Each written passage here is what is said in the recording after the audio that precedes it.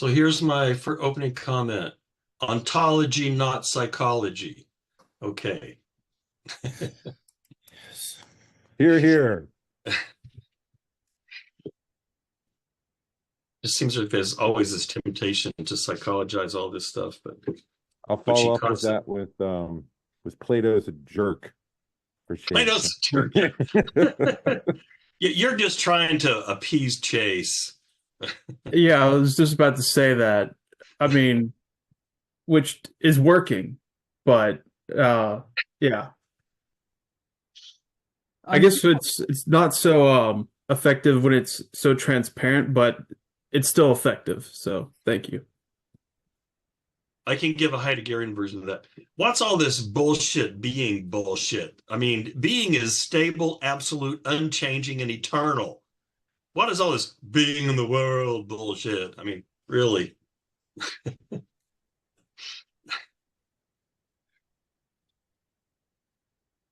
I mean, obviously, being means being. It's not becoming, because becoming isn't really being. Being has to be timeless and absolute. It's less. Okay, got that out of my system.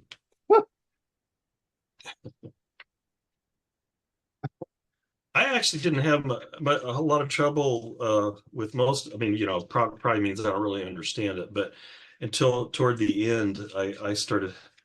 Maybe it was the last section, but um, I don't know. At least it seemed to mostly make sense. I I don't. We don't need to go into great detail, but I do think it's. I mean, I'm assuming he's actually getting some of this anxiety stuff from Will, the Inception from Kierkegaard.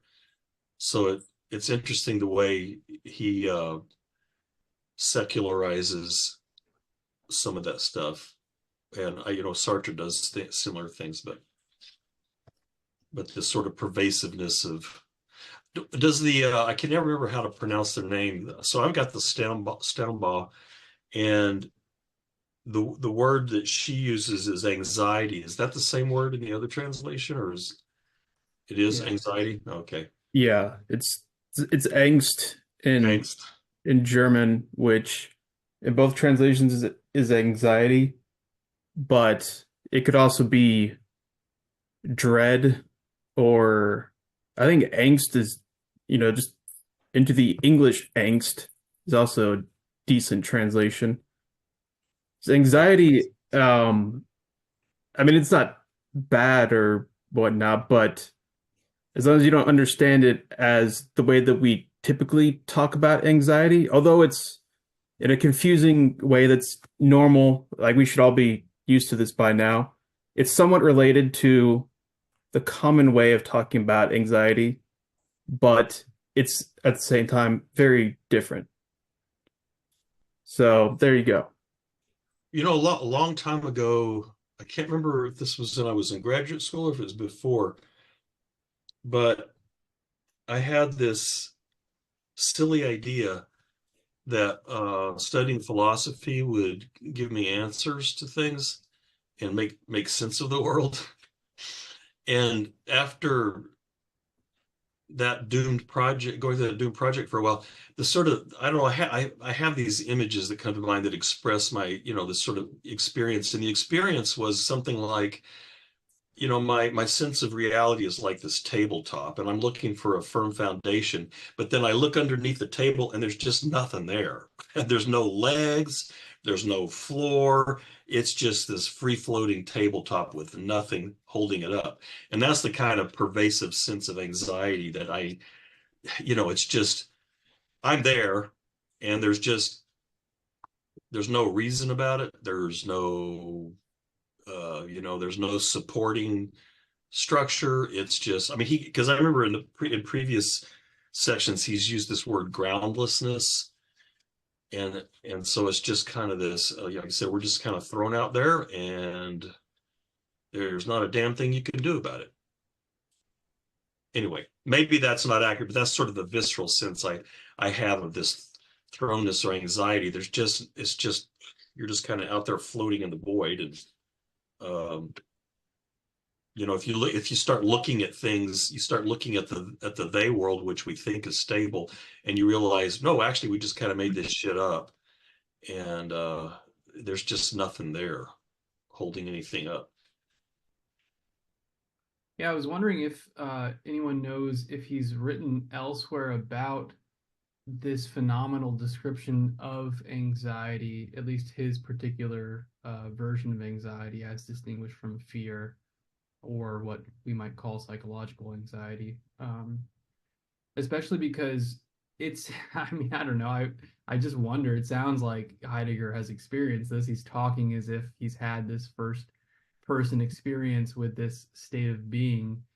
Um, and I find it interesting because I've never had a moment of groundless horror like that. Um, it makes me think of the Borges story that you have referenced a couple times, Nevitt, about people who go into this house going mad because they don't have any frame of reference for things. And I thought that the description of this Heideggerian anxiety was very similar. It's like the veil is lifted. It's almost like you have, I don't want to say like like pure experience because that sounds maybe cool in some sense. I don't know, but yeah. So I guess I'm wondering, does anyone know if he's written more about this, or if students of Heidegger pushed him to talk about it? Because it sounds like like I was describing this to my partner, and I feel like probably because she wasn't reading along with me, she was like, I don't really, know what you're talking about. And I feel like that's most people's response to that phenomenal description is like, what are you talking about? I've never experienced that. And he says it's a rare, a rare thing. So I don't know what people's thoughts are on that. It's probably because they were what's the word he used? They were Tranquilized in the tranquilized lostness in of the vainness. Das Man, yeah. Thank you. Thank you. Uh, so in What is Metaphysics, Heidegger does write more about anxiety. And it's I think it was only a couple years after he wrote Being in Time. So that they're not radically different, the accounts, but he adds some other elements to it. Mainly he focuses instead of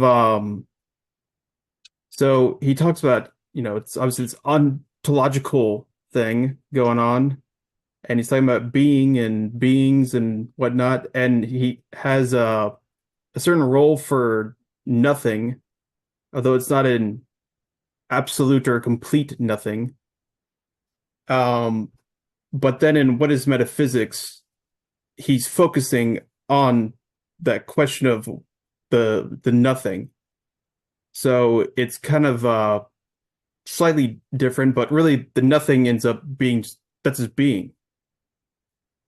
So there you go. But it's actually a really good essay. I'd recommend it in general. He does give a few more details that are a little more concrete, I guess you could say.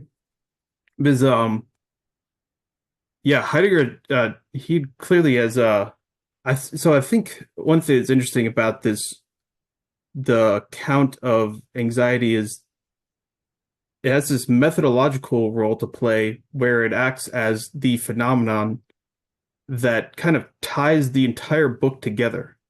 It ties Division 1 and Division 2 together. And that he needs this phenomena of to have access to all the shit he's been talking about. Because otherwise it's just a kind of like dogmatic descriptions of things. But if he's doing phenomenology, where's the phenomena? That's anxiety. So, which goes along with what he's also been describing in terms of attunement is this disclosure of being. And, well, what attunement discloses the being that he's talking about, especially because he's talking about the fact that usually we're in this fallen state where we're not, um, our disclosure is compromised. So we're in this inauthentic state. Well, then it's kind of this a case where it's like, okay, well, that's cool, Heidegger. How do you know that? If we're all, under the illusion of, inauthenticity, then what the hell who are you? Uh, but the answer is basically anxiety. It's the way to disrupt that fallenness and then get access to some kind of genuine disclosure of Dasein, to Dasein. So I think that part is interesting, but also what that ties into is the fact that he has to have had obviously phenomenological access to it himself in some manner in order to, give the descriptions, and that being in time really kind of it necessitates that in terms of its methodology, which is interesting. But so some people, okay, there's kind of like different ways you can emphasize anxiety. So some people will do so there's usually kind of a clinical emphasis you can do that stresses the kind of the negative withdrawal of significance, and this would compare it to clinical depression and things like that. Um, but then there's also the angle of uh the more existentialist angle that's about the self and freedom, and you can give a whole kind of Sartrean account of it, which some extent obviously makes sense because Sartre was very much influenced by this. But really I think it's something kind of in between all those, and also something quite more. And also the fact that I think it's similar to the case of he's not trying to describe anxiety just to describe anxiety. He's doing it for this project of what he's doing, this ontological project. So he doesn't give so much he doesn't give very detailed accounts of this stuff. And I think it's because he's kind of like, okay, I just need to talk about this enough in order to get through what I need it to do for the longer project that I'm doing. And he does that, I mean, to some extent. But then that leaves a bunch of spaces in between where it's in terms of interpreting what is actually going on with it. Is this the derealization that accompanies depression, or is this, basically just somebody having an existential crisis and realizing that they in fact don't have to do this thing that they think they have to do because they're authentically free as an individual and they can choose this. And suddenly they realize it as a self-revelation and anxiety. So it's something like, between those kind of like two different poles, it's difficult to see what's going on. But yeah, I don't know. I wanted to read a quotation just to support, that the importance of anxiety, because this reminded me, this is right in the middle of Heidegger 185. It's the bottom of the first full paragraph on Heidegger 185. He says, the possibility of penetrating to the being of Dasein by going along with it and pursuing it interpretively in an attuned understanding increases, the more primordially that phenomenon which functions methodologically as disclosive attunement. To say that anxiety accomplishes something like this is only an assertion for now. And so, like Chase was saying, he's just kind of asserting this now, but he's gotta support that, like, because I hadn't I hadn't really realized that anxiety was kind of the pivot on which the whole thing turns, but he seems to be, admitting there, like right now, I'm just kind of throwing this out there and making this claim, but I've got to support this. And I guess, one question I have, and maybe this just means I don't understand phenomenology, but in general, I wrote this in maybe this is what you were getting at, Chase, too, partially, is how does the phenomenologist, since they're working from a first person perspective, how do they know, how does the phenomenologist know that they're exploring, like in Heidegger's case, these always already a priori existential structures, as opposed to just exploring features of their own experience that, I mean, I guess that's just a general question, is how does, on what grounds is he justifying, so I don't know, maybe it's like I'm thinking like he's kind of doing a transcendental deduction in a way. So, Kant has these transcendental deductions that are really supposed to be deductions, like in the formal sense, where you deduce the conditions for the possibility of this kind of empirical experience. And he talks that way, here, like there was one particular place in this section where he says, when he does, like you said, he keeps doing these moves, like he'll say, well, look, there's this kind of thing in experience, but then you've got to realize that in order for that to be true, there has to be this always already thing going on prior to a priori. But he doesn't give a rigorous deduction in the sense that Kant does. And so I don't know. I guess just I just keep wondering, why should I believe him? Why should I? I mean, because a lot of what he says does resonate with me, but maybe that just means I have the same kind of pathologies that he's got. I just happen to be one of those people that's fucked up in the particular way that Heidegger is also fucked up. And so when we speculate, we end up in the same kind of place. I'm with you on that one. Like, I think like it's I really like what he's doing because it seems like he's trying to say like there's you can't treat Dasein as an entity, as an ontic, but you can't really like it's undefinable because it is ontological, but there is utility in the method of analysis. So it's almost like he's saying that to not just have this be an enumeration of existentia, I'm looking for a unitary existentia that is kind of paramount with what he seems to be saying is care. And care and anxiety are tied together, it seems. Like, Yeah. Sorry, Go go ahead. No, I No, didn't want to interrupt.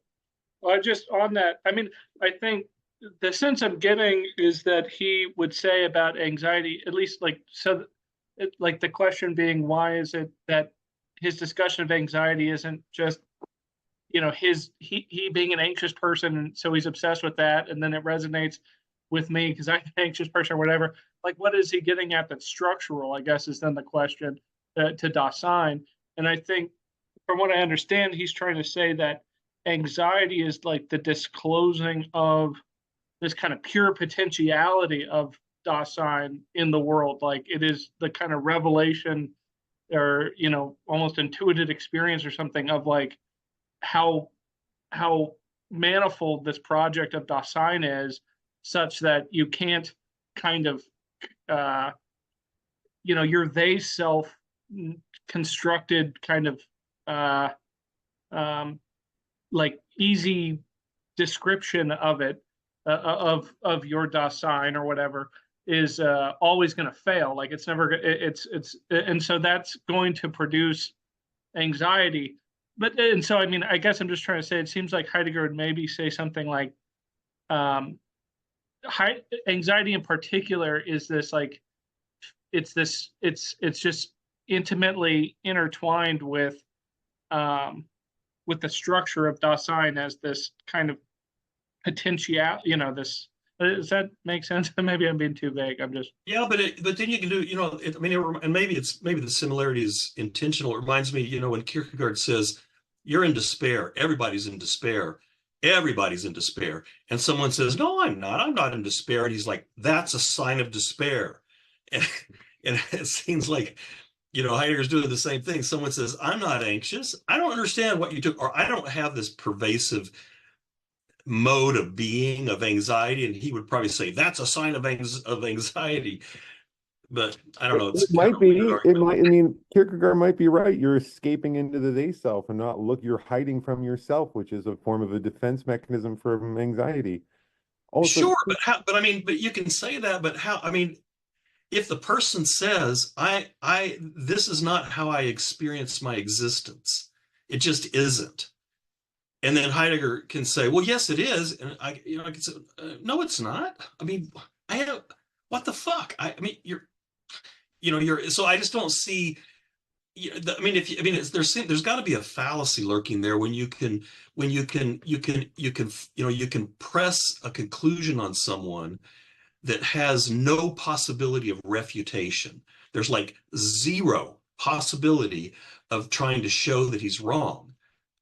Well, then, Yeah, I do think I agree with. I think your point is probably a valid one, but I'm just trying to give the devil his due. I think Heidegger would say it is something similar to like what you were bringing up earlier with the Kantian critique. Not that it's as maybe formalized in the same, because it's not epistemological, but it's ontological. But I think he's trying to get at anxiety is like he's reverse engineering it. Like it has to be the case given, not that I am qualified to say backwards and forwards what the account he's giving at is, but that is the intuition, or that's what I think he's doing here.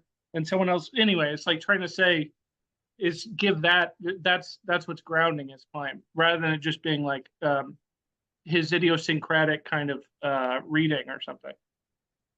yeah, and I think you're probably right. Maybe it's like he says here, I haven't done that yet. Maybe he would say to me, just read the rest of the damn book. You know, I maybe that's what. I wanted to maybe, say, oh, go ahead. but no, it seems like he's laying this existentia framework for some form of ontological analysis. Like that seems to be what he's doing, at least from my perspective. Like he's kind of laying the bedwork here. So I think um what anxiety is presenting, even though it is it's a fundamental attunement, but it's not our ordinary experience, and it's not so. And I think you're right that there is something like the fact that most people indeed would say, "What the hell are you talking about, Heidegger?" That is indeed his point. That's almost exactly his point. And then when that fades out in a special experience where kind of the background structures are suddenly brought to the foreground, that's kind of the special experience of, oh, it's revealing something that was always already there that was covered over by the fact that I was distracted and immersed in the busyness of everyday concerns and whatnot.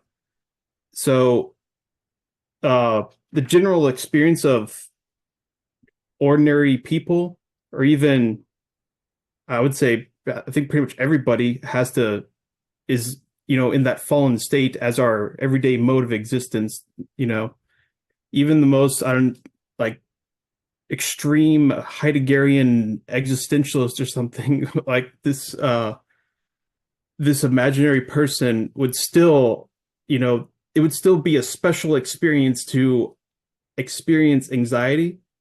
Although,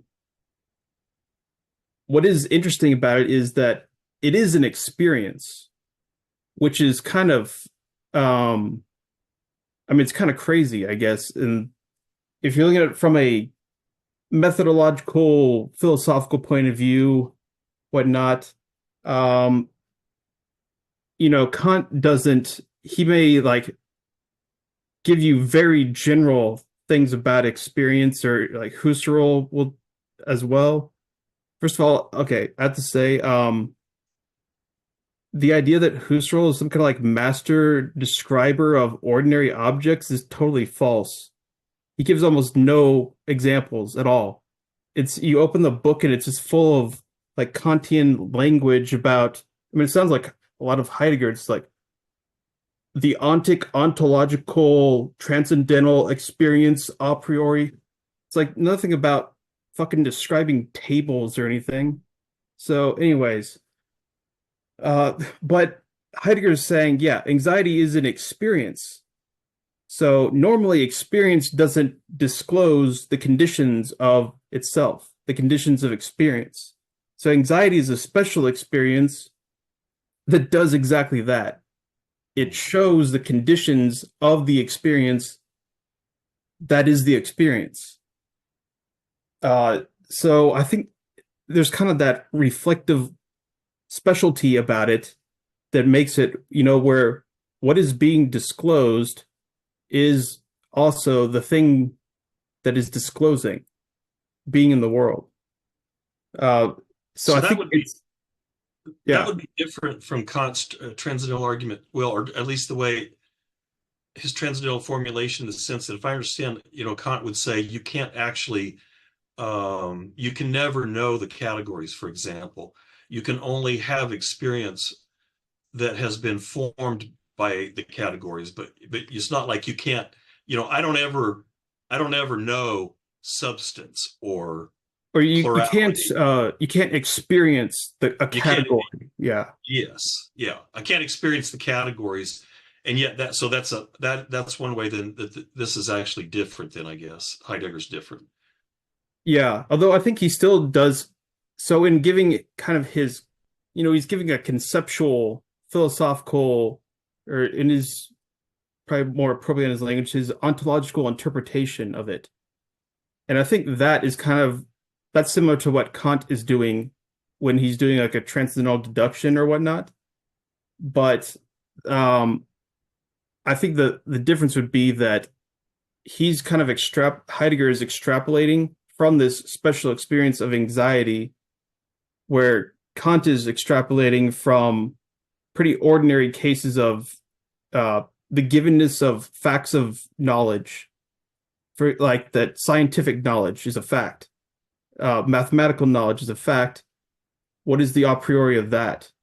So he's taking these ordinary givens, where Heidegger is doing something similar, but just with anxiety as reflecting, this is my Dasein's being in the world, and the way that it shows itself as being in the world is through this way that ordinary ontic distractions kind of fade away.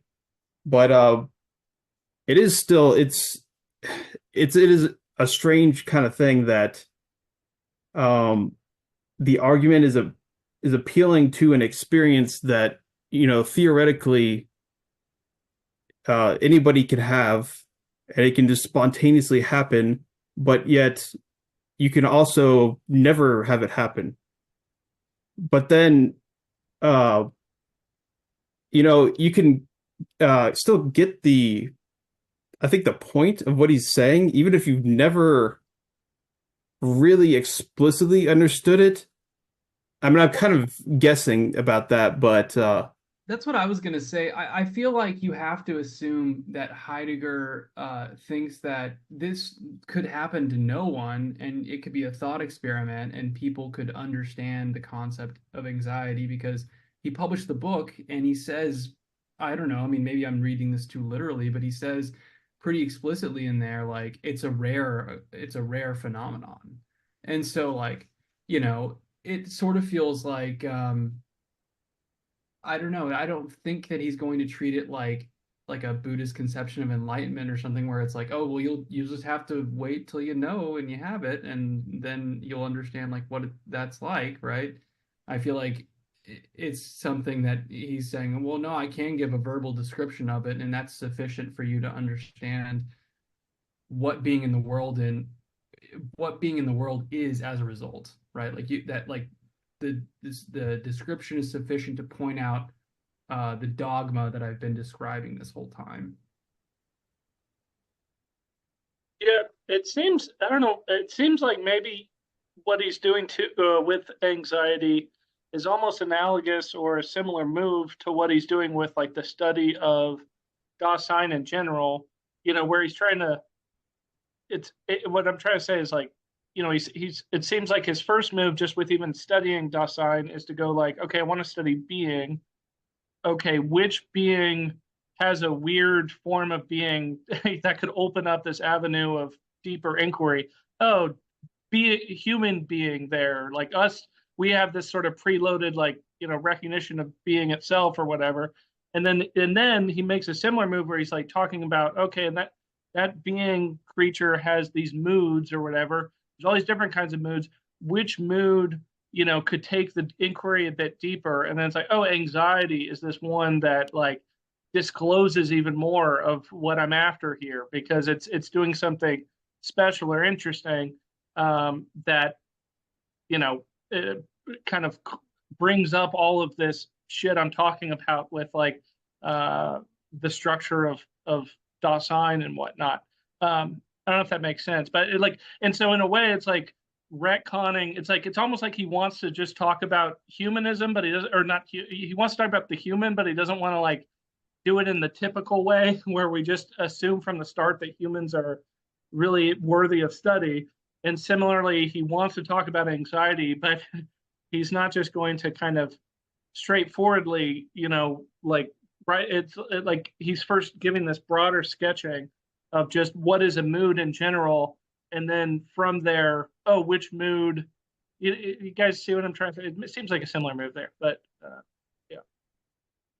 But I think Chase and I were talking on Discord, and Chase said, he's trying to avoid, what you would call human anthropology, where you're like studying what it is to be the human as such. And so he's trying to, I'm not sure, abstract's probably not the right way, but he's trying to find these ontological structures that are not reducible to, anthropology and human nature and stuff like that. So, I think that's part of the project as well. I mean, I think I Yeah. kind of go ahead.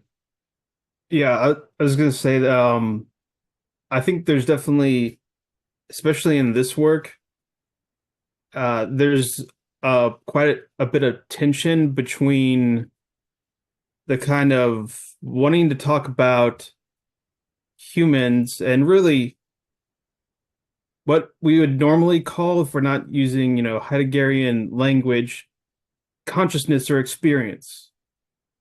That's what Husserl called it. So it's in between that he wants to talk about that, and of course he wants to interpret that very differently and argue that the way that we normally think of it as experience and consciousness, and especially through this Cartesian interpretation, that this is wrong, and I've got a different way of doing this.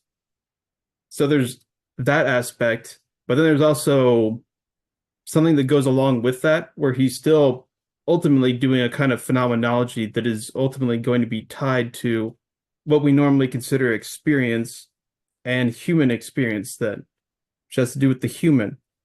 So in between this kind of human experience phenomenology thing and then ontology that he wants to do, which is more general than just the human, I think there's that tension, and he never really resolves it.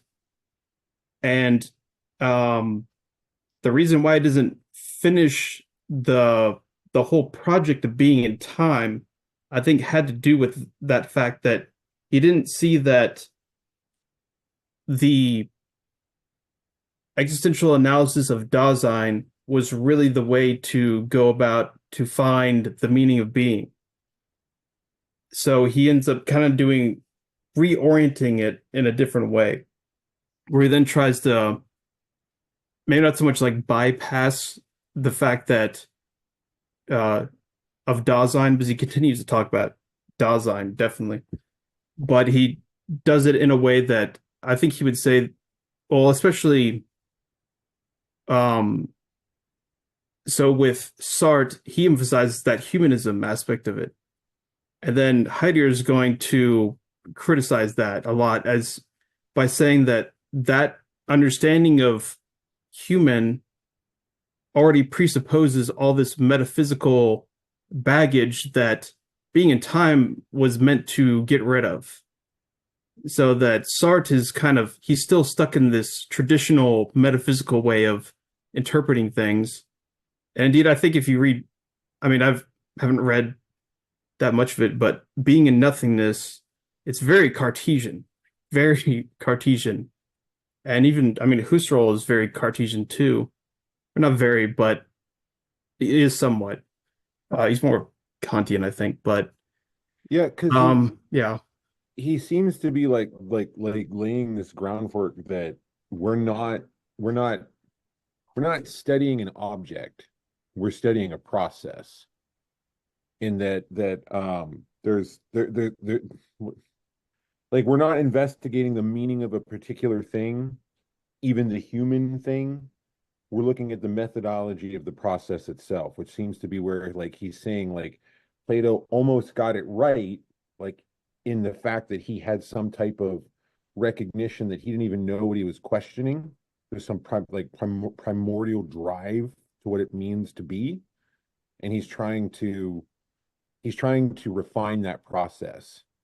And what really is interesting too is in this section on like the last part when he's trying to like refine like how dread at its core is an individuator, like it individuates us, and it kind of gives us an idea of what we're turning away from a little bit from like a structural or a methodology perspective. But even more interesting was that in the last section on 188 of the Stambau, where he's talking about the being of Dasein as care, first paragraph 188, the leveling down of all the possibilities of Dasein to what is initially available in an everyday way at the same time results in a phasing out of the possible as such.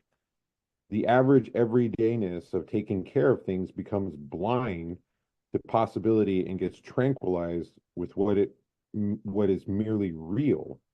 This tranquilization not only does not rule out a high degree of busyness in taking care of things, rather it arouses it. It's really interesting because I have that last part highlighted, that it's not only tranquilizing the aspect of what we're turning away from and taking care of things, which is like the root of what he's trying to say of all of this is tied to structurally, methodologically, but it arouses it. Like how often during the day when I get wrapped up in the routine, the comfort of the routine, that I have those moments where I'm like, what does this all mean? It's almost like a prison in a way. As it tranquilizes, it arouses. That's that's that's really cool. To me at least. Yeah, I think he's saying like that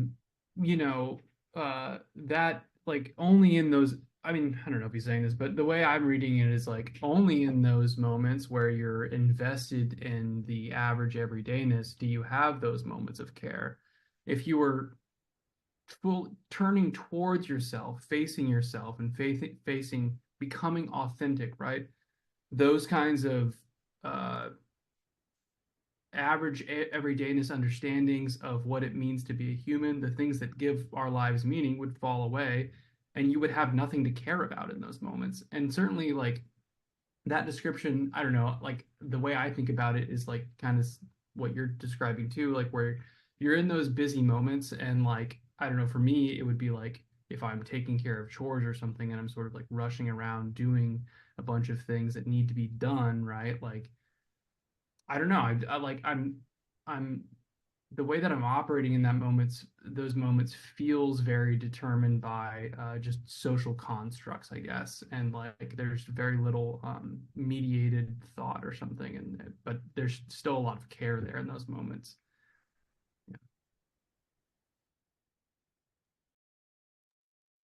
yeah. I think one thing that is interesting about the whole setup with anxiety and the way that it's connected with this, the falling prey to the everydayness of the public interpretation of the they self, all this stuff.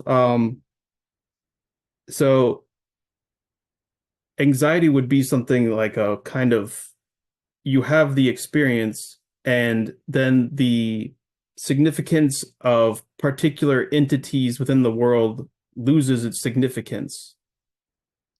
And that kind of it closes off particular directed actions within the world. So it's not practical, basically. So it's something kind of like you have this experience and then you get some kind of revelation from it. But then ultimately you still have to go back to some kind of then fallen state of in the everydayness of public interpretation and all that. And then in order to go do anything at all. So it really is our normal state of doing these things that, something significant can occur. And I can see that is indeed willing. I care enough about it that I'm willing to do it because I care about my being, and my being is wrapped up in all these other beings. But I think the way, it kind of works in a sort of dialectic between the experience would give you some kind of, he presents it as a, also in this way of freedom, where you suddenly realize that you have freedom in order to either be authentic or inauthentic. And which I think that's a better way to do it than thinking that, maybe there's problems with this already in the sense that, does it come back to like a choice of something, like, which I think he ultimately does say something like that, but that the experience itself may do absolutely nothing for you. It's I think it was only a few weeks ago somebody mentioned the scene from the Matrix. It's kind of like, okay, you learn that the Matrix, oh no, our world is fake. We're really, there's machines and we're in the virtual reality, and oh my God, the Matrix. But then do you choose to go back or stick with the real world? It's something kind of like that. And he's saying, authenticity would be something like, choosing this real world, or really your real possibilities, rather than the tranquil comforts of the fake world of superficial reality. Which is so interesting because as we retreat into that illusion, it offers, as you said, kind of this dialectical understanding at our primordial sense that there is an illusion. So it kind of, the satiation of the retreat into the theyness arouses the drive for authenticity. Right. Yeah. That's the whole problem with why he needs this special phenomena, because normally we're in this occluded state. We are not aware of what's going on. We're inauthentic. So then it's kind of like, well, what the hell? How do we get out of this? And that's what anxiety does. It's this disruption, but I don't know, the kind of the way he presents it is there's also this, I think this goes into just what you're talking about with, it's not so much, okay, normally we're concerned with nouns and things, and especially in the way we give a intellectual interpretation of things in this abstract manner, we usually think in terms of solid bodies and action upon solid bodies. And you look at the basic rules of logic, they basically apply for solid bodies. Like, one thing can't be in the same place at the same time as another thing. Got the law of identity, non-contradiction right there. But anyways, so the process thing, instead of nouns, I think that's pretty significant in that, okay, well, what the hell is this being thing going on that we know? Okay, I understand beings, it's like crap, like cool stuff. I'm familiar with this. It's like a being. Look, eraser. Uh, so what the hell is, what's up with being? Well, one way to think of it is, well, think of being as a process, an activity. But then at that point, then you are suddenly going kind of outside of beings or the ontic and then into the ontological. So there's that whole process to go along with it. And that's also what anxiety is disclosing, but in an experience by the fact that the normal way that your level of magnification or the way that you focus on something in like your visual field, you got to blur other things in order for something to be clarified. That level of magnification just switches, and suddenly there's a gestalt shift, and the background becomes the foreground, and that's what is going on. But now it's presented as not just there's beings that I care about here and purposes, human activities that I'm concerned with. My fucking broken hammer, and I got these nails, and I'm trying to build this. I've been trying to build this shed the whole time I've been writing this book, and it's but the hammer's broken. What the hell's up with this? Instead, it's like, no, there's like all these things are still there, and you recognize them as like, oh, it's a hammer, blah blah blah, but none is so significant that you interpret yourself in terms of those things purely. Instead, it's the whole world that is presented and your openness to it as this vulnerable opening. That's what's revealed in it, which is also why horror movies are significant or novels or whatnot. Yeah. But then, so then is the process that Heidegger's trying to outline here that let's say we have this sort of experience of anxiety and we kind of or what it's this our ontic sort of they self-generated narratives or whatever kind of like get disrupted by this experience, then I'm assuming that's Heidegger saying that's a more authentic experience of, I guess, of our potentiality. But then in terms of the authenticity thing, is it that we then have this potential from that anxiety to then collapse into the ontic again, but in a more authentic way, like take on projects that are more, and if that's the case, then does that mean that anytime we're not anxious, there's a degree of like, I mean, there's a degree of onticness going on, I guess. Like, is it so like, does that mean it's inherently inauthentic, or is it like, is it a like a matter of degree? Like some things are, maybe you're always going to have some inauthenticity because you have to kind of surrender to the they or whatever a bit, but maybe you can do so in a more authentic manner, or like, is there a perfectly authentic manner in which you can comport yourself? I guess that's kind of the question I'm wondering. Yeah, Yeah. so at Go least ahead. I'll just say at least I interpret it as it makes sense to me only in terms of degrees. There's a difference of degrees.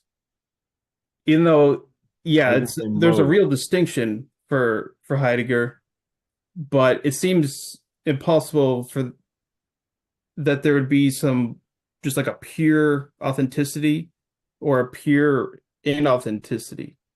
But I think okay, so yeah, anxiety is what it presents is kind of the choice between those, between authenticity and inauthenticity.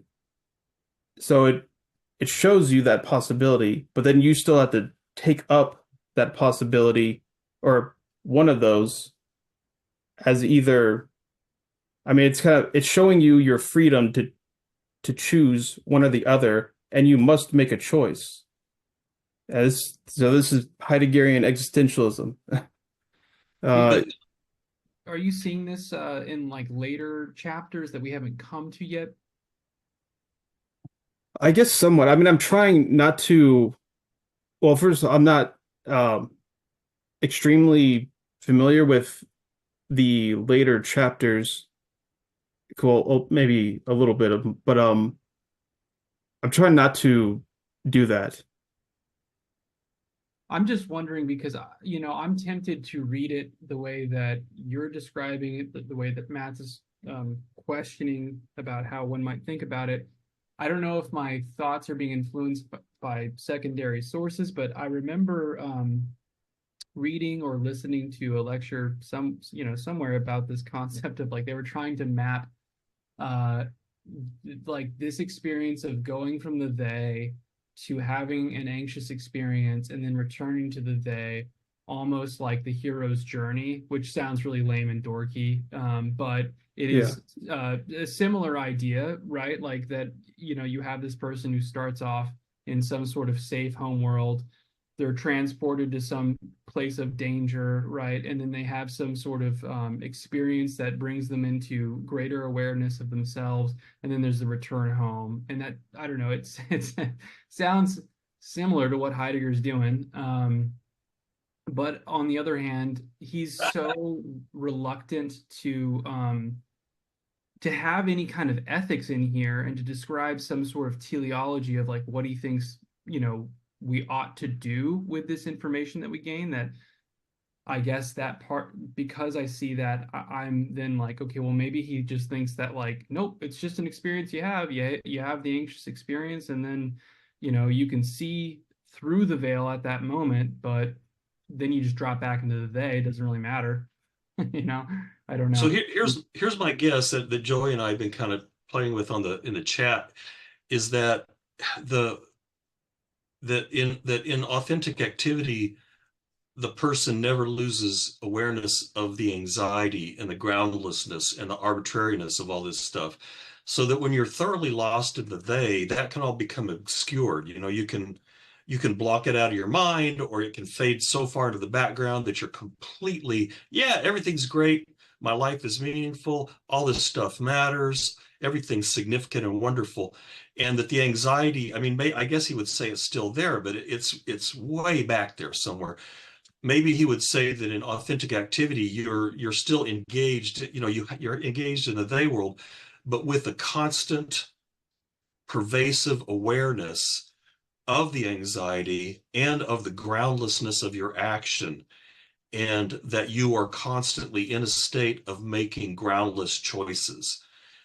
And so that I'm guessing there's something like that, that there's just this, you rather than letting it fade out or get dissipated or block it out of your mind, it's just there. It's like you're aware of your condition as thrown, as groundless, and so on.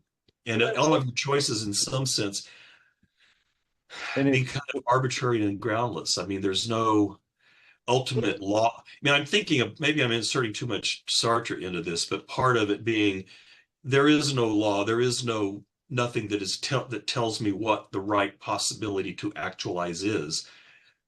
It's just like pure possibility, and there's nothing that's going to get me out. There's no God that's going to tell me what the right thing to do is. It's just there I am making choices. But maybe again, maybe I'm reading too much later existentialism into it. it, and it does kind of build on the individuator of dread, right? Like everybody's dread or the possibilities of what makes your design authentic is unique to your environment and situation and being. And I wonder if he would suggest that design is there is no didactic mode to authentic being because it is neither authentic or inauthentic. It's just modes of different ways of expressing itself that requires it to be inauthentic to your unique situation and circumstance, and which will always, like as Chase said, dialectically provide some form of authenticity that only your mode of being is aware of. But there's a structural procedure, a framework to it. It almost reminds me of Deleuze's body of organs, all the realm of pure possibility for the creative power of the human being. Well, a thought I had that I don't think necessarily is mutually exclusive with what you just said, Joseph, but is maybe in response to what Nevin said, although not anyway. And I think, and I'm getting this from Dreyfus, so that might just be his interpretation or even my misunderstanding of his interpretation. But when he talks about authenticity, I remember him talking about like, and I've probably brought this up before, but like jazz music. And so that kind of helps me try to get my mind around it, like the notion of someone in a jazz club like going on a riff and in that mode of expression, if you're a really good jazz performer, you know, you've inherited the tradition of music, you know, of all kinds, you know, such that you're equipped to be there and you've done all the work prerequisite to where you're not like an imposter on the stage or something, and you're able to kind of shine in that moment or whatever, and respond spontaneously to the kind of arena you're in the right way, and not that the right way is like pre-established by God or something, but like they're sort of like, you know, if someone does a riff, there's a way you could, it is like totally free and expansive, like what you could do, but at the same time, like you can't just do anything. Like as if you do, there's certain things you could do that would just sound so off that it's like not, you know, in the vibe of that particular jazz performance or whatever. I say all this to say that it seems that, oh, first of all, I'm not sure that necessarily anxiety would be the right word to, even though it is groundless, but it doesn't seem like, unless it's just maybe a semantic issue, like maybe Heidegger would say that is anxious or something, but it seems like what's happening there is you're not anxious, you're, you know, actually quite in charge of the moment or whatever, and like, but you're not kind of inauthentic either. You're kind of neither. But maybe you had to go through a lot of anxiety to get to that point of being able to do that in that moment. Maybe as soon as you get off the stage, you're anxious again or something, you know. But at least for that kind of shining moment, you're there and you're responding authentically to that moment. But I think But you have to make a distinction between anxiety as an ontic experience and anxiety as an attunement, as a mode of attunement, because I think he would say as a mode of attunement, it never goes away. I mean, I may be experiencing anxiety as an emotion now and not later, but as a mode of attunement, I think he would say it's always already there. It's not anything you ever can escape. And so, you know, that's kind of what I was thinking is maybe the authentic person is more aware of that mode of attunement as a kind of it's just part of what it means to be in this as Dasein is to be in that mode of attunement, even if I'm not having an emotion of anxiety at the moment. yeah, and with the, I just keep going the jazz thing because it makes it easier in my mind. But with that example of appropriating it, like you're appropriating the groundlessness and all this to the benefit of the performance, you know, rather than shying away from it and kind of collapsing into like, oh, what do I do next or whatever, or playing some ham, you know, canned thing that is not original, you know. Yeah. I think that's a really helpful way of thinking about it. So anxiety, yeah, it is that a what's the I think it's translated as fundamental attunement, but the German I think is something like Grundbefindlichkeit. So it's like the ground of a grounding attunement, but that is exactly a kind of groundlessness. Oh, that's kind of a somewhat a separate thing, but yeah, there's this, it is the background of attunement. It's kind of, we are uncanny in our being as thrown. And then all these other moods are basically modifications of anxiety. So when we experience fear, you know, that has its object as a particular ontic being, that's a modification of anxiety. And then to experience, though, the kind of recursive revelation of the actual mood of anxiety and whatnot, that's what he calls it's like the existential possibility of real anxiety.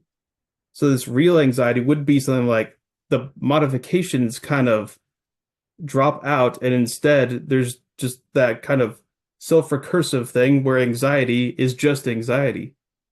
So I think that is what he's getting at.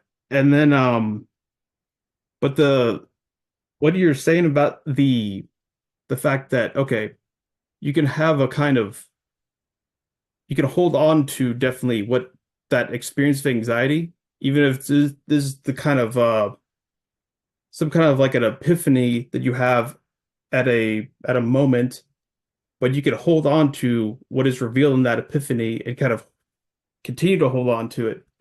So I think that's definitely, I mean, I feel like I can relate to that, more so in the sense of a kind of basic social alienation is okay. I feel like there's like whatever you want to call it, the kind of person I am or whatever.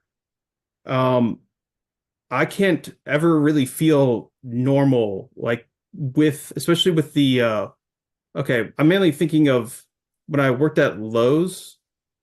I There's no way I could ever possibly take my social role as a Lowe's employee seriously.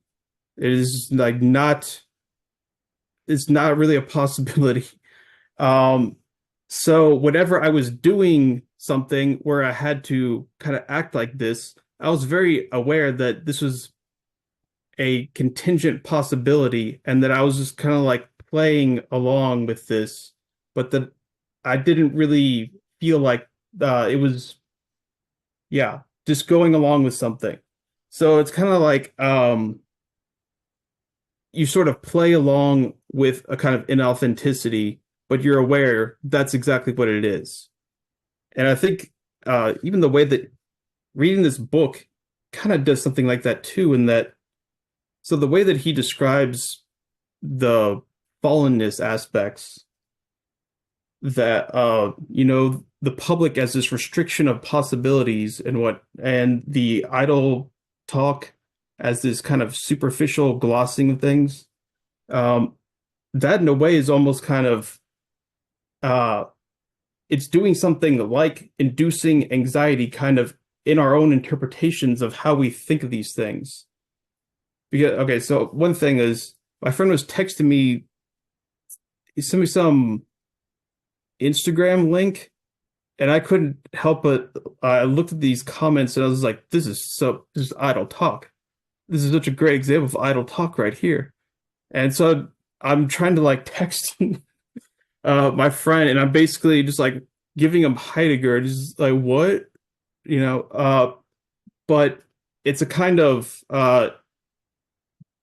you know, if we're taking like a derealization where things suddenly become strange in this way.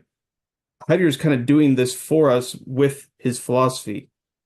And then that makes it happen for us in our own perception, where we're interpreting things suddenly through this Heideggerian lens, which is also kind of an estrangement of things, which is something that pushes us more towards the possibility of then this kind of revelation that he's talking about, although that we don't really have to experience, but it helps.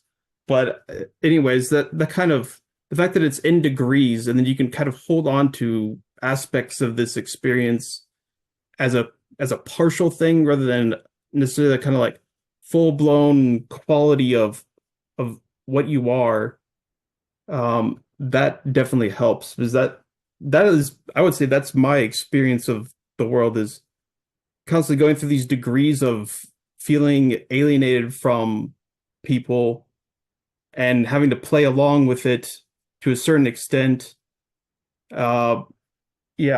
So the other thing that I realized, so Matthew, what you're talking about with, well, is it when you become authentic, then do you like reassert yourself back into the ontic, as an authentic individual? I think Heidegger does end up going that route. I think that's towards the end when he's going to talk about historicity and then I mean he gets into temporality eventually with time. We'll get there. And so then there's this thing of, okay, how do I take up this aspect of my past, my tradition, and then creatively repeat these things, and then do that by inserting myself back into ultimately the with world of Dasein. So I think he does go that route, which may be, I mean, it's easy to hindsight's 2020, but you can see where some of his maybe the fascism aspect kind of would surface here. Although maybe in a more positive sense, I do think the emphasis that we've been talking about with creative aspects, I think that's definitely there too. And that this, so anxiety or more fallenness is, so he described it kind of towards the end of the reading as something like when you're stuck with what has already been interpreted and what is already available, the stuff that he talks about with wishing, where wishing is the kind of thing where you're actually so stuck on what's already there, and you're not connected with any kind of realistic possibilities. You only think of possibilities as something that you have no intention of trying to actually make them happen. Like, who cares about that? No, I'm gonna just like watch Lord of the Rings every day or something. I don't know. That's what for some reason, I was imagining that when reading it. But yeah, this fantasy world of, oh, well, possibilities, that's about what's not real and can never possibly be real. So I think he's getting at something like that, but that it's more concrete than that, and that it's a kind of, you're too stuck in the literal aspect of what already is. So then there's the problem of, where's the generation of novelty here? What's going on with that? I think that's what anxiety also presents as at least an opportunity, because you're disrupting that ordinary perception of things and in fallenness that's has to do with, so fallenness is this kind of interpretive structure where things are already familiar. Things are, we already know exactly what that is. We're totally sure. Why you even, don't talk about that. That's weird. So that is obviously going to restrict possibilities, where I think creative acts, artistic acts of creation, those are going to be something that obviously can't completely tie to those interpretive parameters of the publicness. Although I think it's somewhat complex because, of course, well, I mean, the world of Dasein and all of our busyness and whatnot, it's full of, products, stuff. There's new stuff, in this curiosity aspect. So is there something kind of like a genuine revelation from a genuine artistic world that can be revealed? I don't know. Maybe that's in what's the essay about art that I read a long time ago, where the work of art reveals a whole another world. So Van Gogh and his drawing his shoes, the peasant shoes, reveals the world of the peasant, which is a different possibility. I don't know. I'm not sure exactly. I mean, I'm speculating about stuff that's kind of outside of strictly the text, but at least it seems like there's possibilities here for some kind of extrapolation like that, some kind of creative novelty outside of habitual associations and being stuck with just this repetition of the same thing. And yeah, I don't know. And has any other philosopher before really done this? Because this is so unique and interesting to me because it comes from a very like human project type of thing. Like when it comes to dread on 183, 183 of the Stambon at the bottom of the page, he says, tranquilized familiar being in the world is a mode of the uncanniness of Dasein, not the other way around. Not being at home must be conceived existentially and ontologically as the more primordial phenomenon. So it seems like he's saying, like to borrow what Nevitt was saying, like we go through the familiar and tranquilize ourselves. But there are moments in everybody's life, regardless of who they are, where they feel like they're just going through the motions. It feels like clockwork, or you're a puppeteer, and something in you makes you have this feeling of dread of losing out on the possibilities of experience. It's like what I don't, you know, the best way I can describe it is just, you know, you make a cup of coffee going through the routine, and then you have this striving for something more as a human being. And what is that? Nothing triggered it.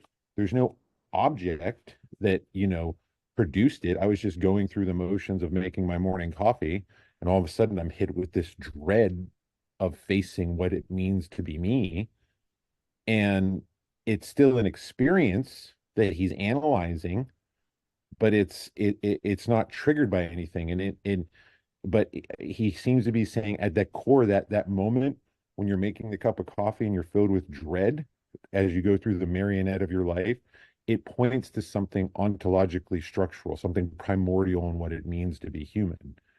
And I don't know if any other philosopher has tackled that. That's such a it is borderline poetic and philosophical simultaneously. It's amazing. Yeah, yeah. You know, at least what I was thinking in terms of who else has done this, I would say, I think Nietzsche definitely did certain things like this and has that kind of power of being able to at least relay some kind of revelation about let's just say like who we are or something like that. Um but yeah, the at the base of these things, the ground is a kind of groundlessness, or underlying the homeliness of the familiar and the tranquil is the unfamiliar, the uncanny, and or the not being at home, just kind of literally what unheimlich means. Uh, so that's very interesting that the familiar, the homely, this tranquil aspect is always kind of this very contingent, almost fragile kind of thing, even though in a way our whole being is has a kind of gravity towards getting sucked into it and this distraction of it, but yet because of we are ontologically uncanny and groundless and not being at home and unfamiliar, that fact that yet we live our everyday life in this kind of familiarity, that seems to be like you can see where you can have the shift where suddenly it reveals an ontological thing, the way that he set it up. Is if you are uncanny and your everyday mode is this familiarity, well, suddenly when you have a switch from familiarity to the unfamiliarity, and the familiar suddenly seems uncanny, unfamiliar, that's a kind of ontological revelation right there, which goes back into the question of in artistic work, can it in surely it can induce something like that. And Heidegger doesn't really talk about this. He's just kind of so he says, okay, yeah, like this could happen any time. He gives some kind of slight examples, like talks about darkness. It's not totally necessary, but it kind of makes it easier. So that seems to imply that there's some kind of almost an art to inducing it. Maybe not a science, there's no exact thing to do it, but is that not maybe what a really good novelist, I don't know, even like H.P. Lovecraft or somebody, is able to induce is something like that, the uncanny, to make us see the unfamiliar that underlies the familiar, to see the contingency of familiarity itself, to see that the territory is constructed on the process of deterritorialization itself. I'll leave it there with the I saw Lillian what you did there, vocabulary. Chase. I saw what you did there, Chase. I was I, gonna to Nevin. I was gonna respond to I think what Nevin in the chat was asking about willing, and I'm gonna take a stab at that, or at least from my interpretation of that section, where it seems to me that like when he's talking about willing there, that and how what does he say? The underlying wholeness of care shows through in the phenomenon of willing. What I take that to mean in that whole section, he's talking about how like basically it seems like part of what he's saying there is that like for Daseins, there's this whole kind of prefigured relationship between the quote unquote self and the quote unquote world.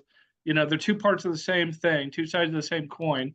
But to the extent that like if I will to like to get a job, um, prefigured in that is that is this sort of unstated motivation that's kind of culturally determined that I'm that one ought to you know rise up out of their station, or to at least not be a slob on while my fiance is going off to work or whatever it is that's going like that. For me to will something is to um, is to adopt a script, and so it seems to me that it's not that the self is this Cartesian, like I'm going to conjure up this will from kind of my own private recess of my mind, but that I'm using the word self as kind of, I know he's not trying to,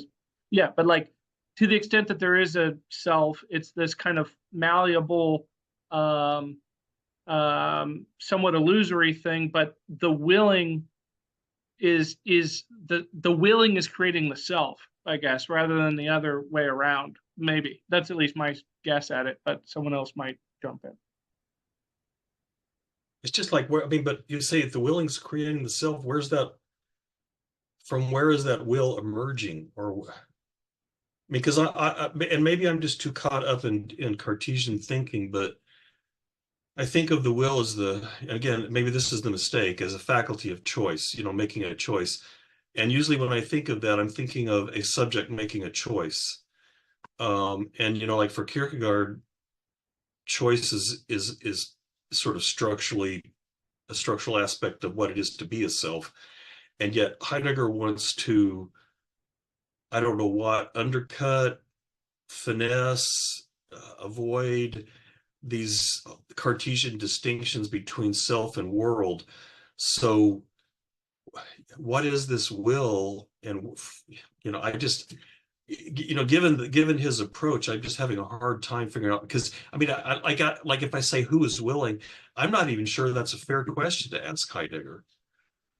I mean, if you say Dasein is willing, then doesn't that turn Dasein into a subject that is related to an object, or a self related to a world kind of a thing? Yeah, I mean, Yeah, Choices in the world. my understanding of the willing section was him trying to say that like will is not primordial. which Right. I Yeah. feel like Heidegger wouldn't argue kind of against maybe the doubt or the question about like how, where, will. I was getting the sense that like will is grounded in care. And he kind of just like leaves it at that. And I feel like he does even say does he not at some point say like, um, I'm not gonna like go into these things as much as one could if one was doing like an anthropology. He's like, I just really want to show that they're grounded in care, that they're not more primordial than care.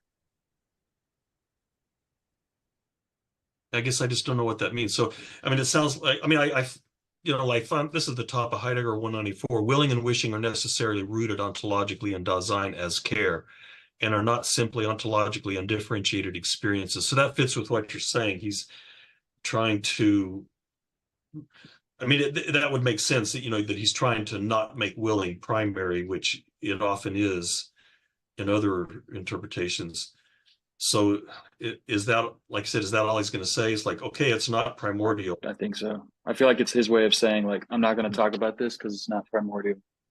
But then that other quotation I put in the chat thing, he says the underlying wholeness of care shows through in the phenomenon of willing. So, I mean, it's at least it has a disclosive function that seems to be important. Maybe I'm misunderstanding, but like from what because when you care about something, you will it, but it's the care that is, bringing about this willing like experience or whatever. If I care for my plant, then I will to, pour water in it or whatever. But maybe and so it's like I'm a being in the world, and so that for me, like with his notion of self, I guess to me, I don't, and maybe other people disagree with this. I don't see him as necessarily like negating the self altogether or something. He's just kind of contextualizing the self. The self is like you're a being in the world, so it's like you're not this atomized self that's like completely extricated from the world. You're always embedded in a network of meaning or whatever. So you're still going to will stuff. It's just that willing isn't some kind of thing you're generating from just purely in your own mind or something. But I don't know. Maybe other people have something. Yeah, and this may be like entirely sophomoric and overly simplistic on my side, but when I read that section about Karen Will, I lean towards what Joey's saying. Like, I think he's saying it's not primordial, it's not ontological, it's a byproduct of care. And what I was thinking, again, maybe sophomoric, was the old Tailspin cartoon where the pirate captain yelled at everybody, "Well, shoot at Will," and they all pointed their gun at the guy named Will, and he's like, "Not that Will," you know. So it was like he's trying to avoid this individuate, like this fixation on that's will and that's what it means to be human. But he's like, it's not primordial. We don't want to get lost in that trap of shooting at will. Yeah. So I think with the self, that's definitely an existential characteristic of Dasein. Is part of it is that the who of Dasein is that there's a self that goes along with that. So the everyday self is the they self, and then outside of the everyday self is this authentic self, which he still hasn't really described. In a lot of ways, that's kind of what Division 2 seems to be about. But I think Matthew, what you were saying about the subject is more reinterpreting the self as just not a Cartesian subject instead of kind of like completely getting rid of it.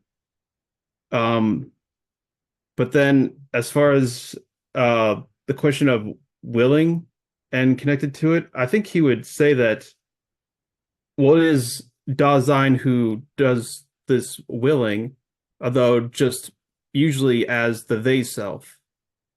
And I think his point in what he's talking about with willing, oh, I just had it and lost it. Oh, here it is. So what he's talking about with wishing, not wishing, well, with wishing too, also wishing and willing is that they're rooted ontologically in Dasein as care. That's his main point. And then he goes through these and kind of describes them in terms of his own language of and is basically kind of showing, yeah, I can describe them in my language in terms of care. And so the willing one is something where so what is willed is has to do with a certain possibility that you grasp as something to be taken care of. So it's something of concern that you have selected to will, and you will that based off in terms of a for the sake of which is constituted uh, already in terms of these interpretations of the publicness. And so, he's kind of describing the phenomena of willing in terms of the vocabulary that he's been setting up for, I guess, the whole kind of like Division One, especially the in terms of the being in the world with the interworldly beings of equipment or things at hand and whatnot. So he's establishing willing as one of those, but it's kind of you take up one potential. It's already been selected by the fact that Dasein cares enough about its being that it deems one of these possibilities as what to seek out. And then in terms of the a for the sake of which that there is one aspect of Dasein's possibilities that it's going for and it does its actions based off of that. And that so willing would be something kind of like an action in that regard. At least that's based off my very superficial just reading of it right now. Because when I read this before, I was somewhat confused about what exactly was going on with the willing. It was kind of honestly, I thought it was kind of boring, and then the section immediately after was really interesting, so I just kind of forgot about it. Um, but yeah, I'm not sure if that answers the specific question about willing necessarily, but that at least is my take on it. So this may be complete because this may not be consistent with what you guys have been saying, so maybe it's completely off base. But I was thinking of at least the way I read Nietzsche on will, that he would say, or at least this is me, not exactly what he said, but my interpretation. So that we experience willing as a phenomena. In other words, there is an experience of willing, but to say that there is a defined subject that is the origin of that willing is a unjustified inference. So, I mean, you could do sort of a transcendental argument, say, well, if there's willing, there must be something that is willing. But I think Nietzsche would reject that. He would say, no, there is no thing that is willing. There is willing, but that willing is a complex phenomena that represents the interplay of a whole lot of forces, but there isn't anything that is there willing. And maybe Kierkegaard or Heidegger's not going that whole distance there, but having read Nietzsche carefully, he may, maybe here, and I think this is consistent. I think this is consistent with that quotation that Joey posted, is that he may be thinking of willing as another phenomena.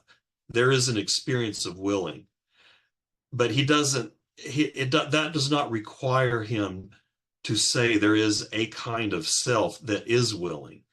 He's to say, well, there is this experience of willing, and I'm telling you that it's, like Joey said, it's not primordial, but this experience of willing can disclose the what's the word he uses, the integrity, the wholeness of care. But that doesn't require not only does it not require there to be a self, maybe as Joy's pointing out, it doesn't require him to say anything about a self. It doesn't require him to say what it is to be a self, what is a self. he doesn't have to do any of that if he just takes it as phenomena. So I think he does want to do something kind of like the move that Nietzsche does, but probably not quite to that extent, or at least he would say something like, is the who of these things is Dasein, but Dasein is the would be those activities, or it'd be kind of, so if there is some kind of willing, then, even for Nietzsche, you can describe it in terms of, a complex of forces. Um, and he would say, so the Heideggerian version of that would probably be that, well, the willing is, well, I was, is the complex of, of Dasein's existential structure. It's my very half-assed version of giving a Heideggerian language that was not really in Heideggerian language. But I think he would do something kind of like that, where it's just Dasein that is doing these things as activities, but there's no kind of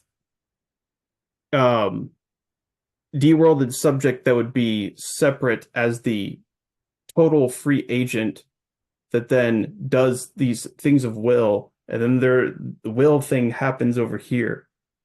It's kind of, instead it's just like one activity, and that is and what Dasein is care, and then willing is just one kind of mode of care.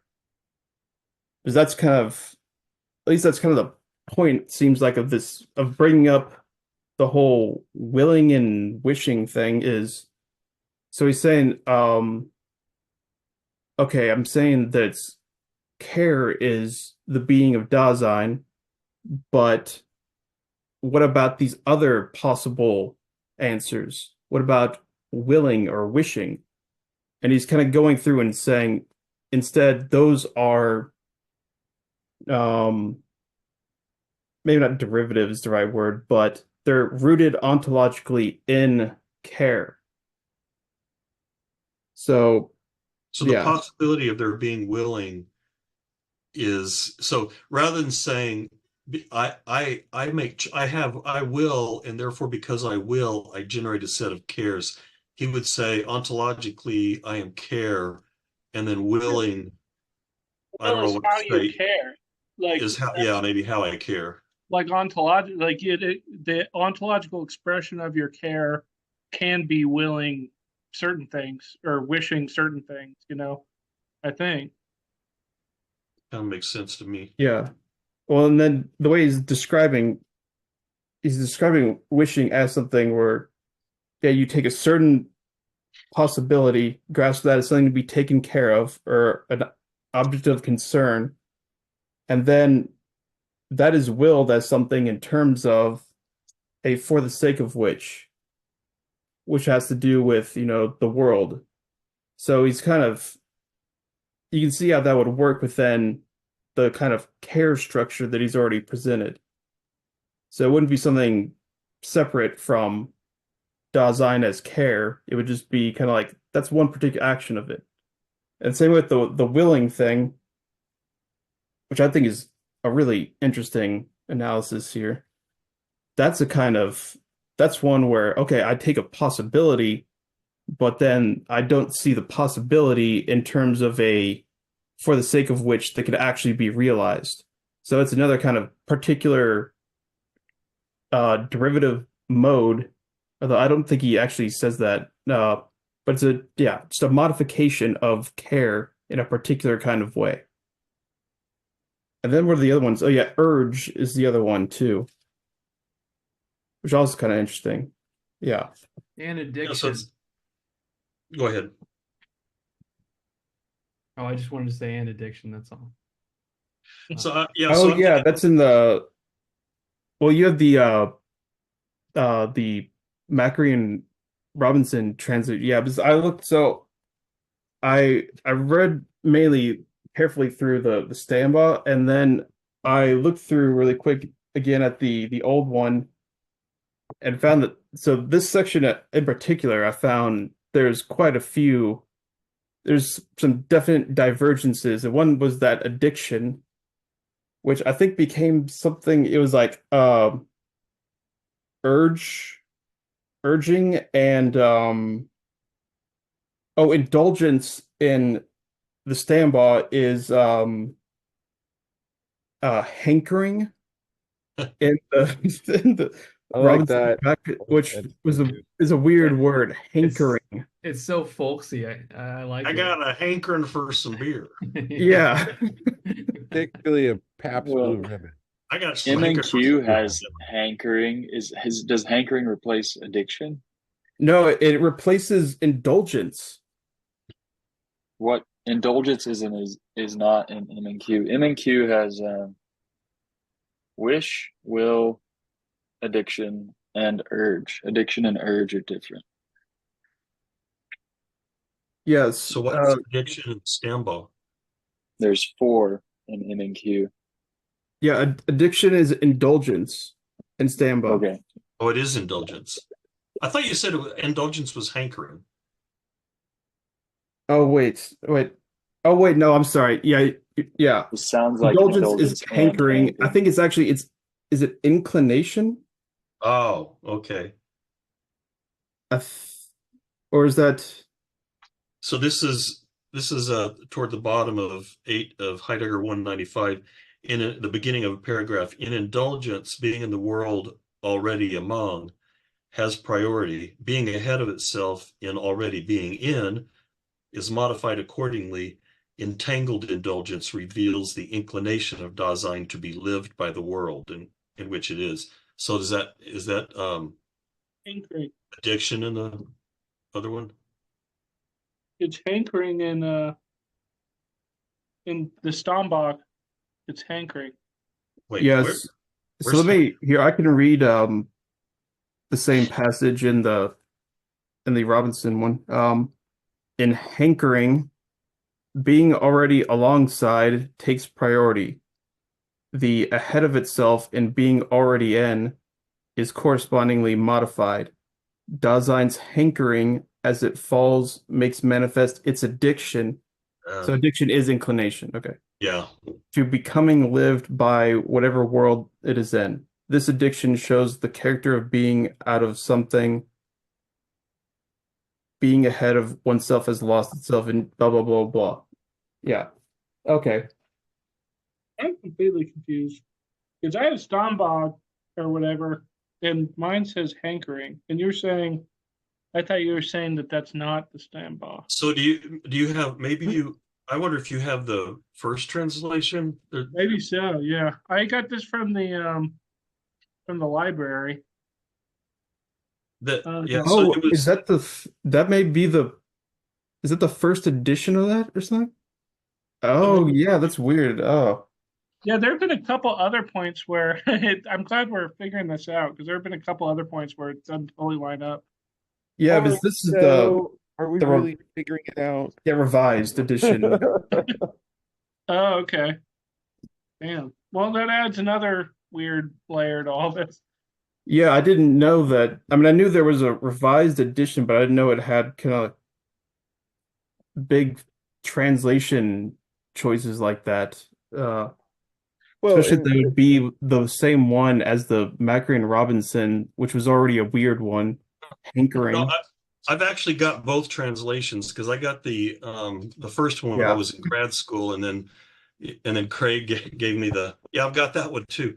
But yeah, so it is the first translation, the 1992, that she has hankering that becomes indulgence in the revised version. Yep. Yeah. And then Oh, and interesting. What was what is inclination in the new one is predilection in the original Stambaugh. So yeah, oh, what the hell is even no shoot. Oh God. So there's three so translations. it was addiction and then predilection, did you say? Predilection, Yeah. And then that became inclination. right? Like what happened in between the Stambaugh decided to change that? Like Well, I mean it was revised by some other guy, a guy named Dennis Schmid. So why Thank Dennis did that, I don't know. Dennis the Menace. Yeah, blame Dennis the That's Menace. kind of weird to take someone else's translation and change the word choices and then like present it as revised edition. Like I don't know, it's kind of weird, but whatever. All right, I'm gonna have to get going. My ferrets want their duck soup, so I'm gonna go make them their nightly duck soup. Have you had that? Have you seen that, Nevitt? The Melvin duck soup? It's like a kelp powder that you mix in warm water. They go crazy for this stuff. Hey, I don't when I don't want when I had ferrets, I wouldn't want them being any more crazy than they already are. Yeah, They're yeah, crazy little fuckers. they really are. They're wonderful. This is a great discussion. I appreciate you all. Thank you so much. Yep. Okay. Well, that was very helpful for me too. So, Oh yeah. I would be so lost without y'all. Like I still am lost. Believe me. I am still in the land of the lost. Goodness, that's like the third old school TV show reference I made tonight. But I feel like I'm able to grasp this a little bit through this Socratic dialogue. If I didn't have this, I would be Lost in the Land give of up. Heidegger. Oh my God. Pretty pretty scary stuff. Dread, one might say. Man. All right. Thank y'all. Bye.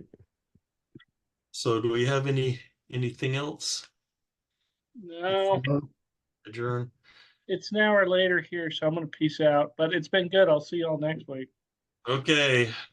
The only thing, thank you all very much for all of your comments. I was listening the whole time, and when you all talk, it's like, oh, I guess that does make sense. But I was thinking to myself, if somebody asked me, I don't know if I'd be able to repeat half of your explanation, which at the time you said it, it's like, okay, I think I get that.